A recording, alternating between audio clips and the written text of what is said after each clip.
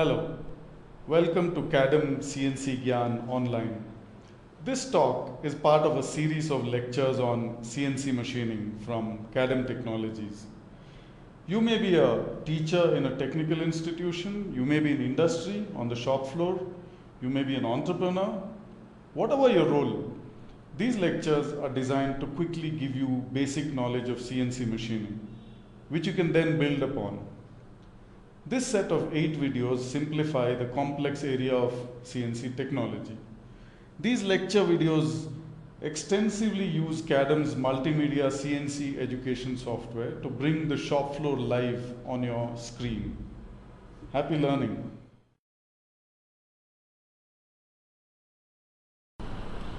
In this lecture, I will be talking about the construction of CNC machining centers. You will see that they're quite easy to understand and in principle are very similar to conventional milling machines. A machining center can either be vertical or horizontal. A vertical machining center has a vertical spindle, while a horizontal machining center has a horizontal spindle. These are sliding ways, same as in conventional machines. Because of sliding friction, they require high power to move the parts and wear out fast. Most CNC machining centers use linear motion guides or LM guides. These have rolling friction because of balls inside them, like ball bearings. They require less power to move the parts and have longer life.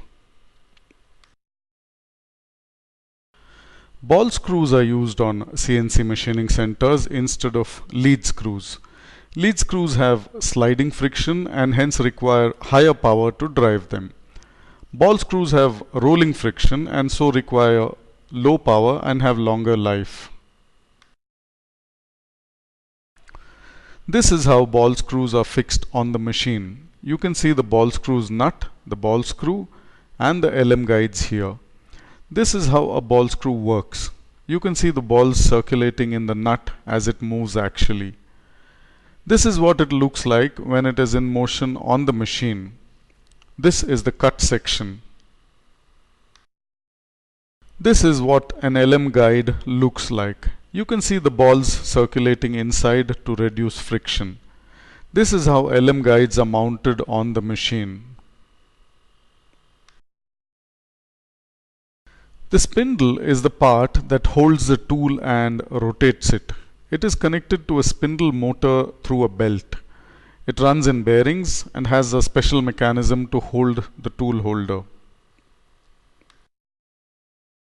This is the automatic tool changer. The tool changer can have a simple mechanism with 6 tools or can be a complex one with up to 120 tools in a magazine. It reduces the idle time for tool change. This is the rotary table. It allows multiple faces of a part to be machined without having to do a separate setup for each one. It reduces the number of setups and hence the setup time. This is a pallet changer. It reduces the setup time involved in changing a part. There are multiple pallets, and while a part is being machined on a pallet, another fresh part is loaded and clamped onto a different pallet. When the first part is machined, the pallet changer moves the completed part away and brings in the fresh part. In this lecture, we learnt about the mechanical construction of CNC machining centers.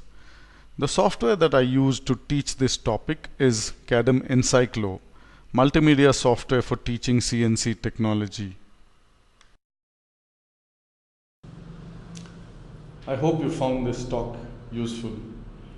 If you have any questions about CNC machining, please call me on the CNC Gyan helpline.